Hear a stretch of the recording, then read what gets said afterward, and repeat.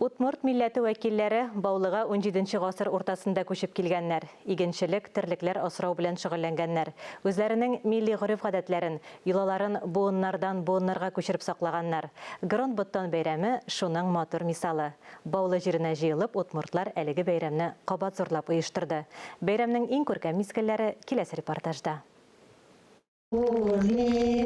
Удмуртларның Грон-Боттон бәйрәме Татарстанда 1998 елда яңадан торгызыла.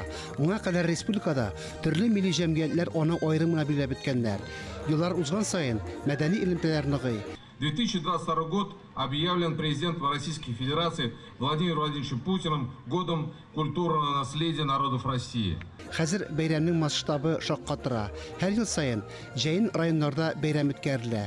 Удмуртлар бергә җыела, милли тарих хәзинәләре белән уртаклаша. Бу юлы Баулының Озеро Кит авылында.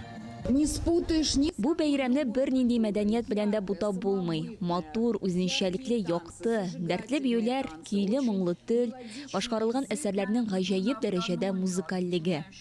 Сәхнәдә удмурт халкының гореф-гадәтләрен чагылдырган театрлаштерелгән тамаша гөрли.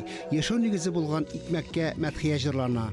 Җил, ут, су, башка табигый байлыклар аша риваят геройлары катнашында бертөк үстерү серләрен ачып салалар, шигырьләр сөйлиләр, икмәккә табыналар. Тамашачыларны удмуртларның милли үзенчәлекләре белән таныштырырга Татарстаннан, күрше республикалардан иҗат коллективлары килгән иде.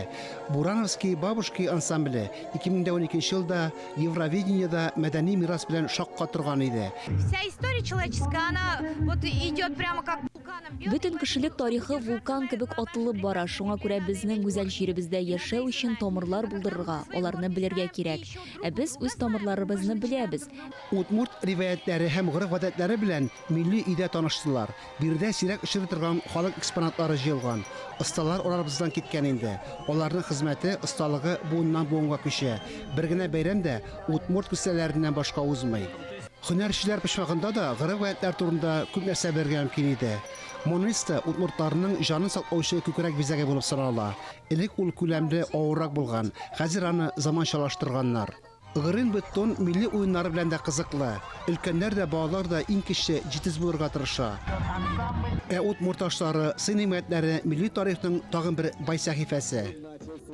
Баулы районында әнә шулай табигать анага мәдхия җырлап, басуларда мул уңыш үстерүче удмуртлар яши. Вакытында тырышып эшлиләр дә, эш беткәч матур итеп ялда итә беләләр. Традицияләргә турылык саклыйлар. Фанис Мөхәммәтов, Ия Кисицина, Ринат Сахибгәрәев, Татарстан яңалыклары, Баулы районы.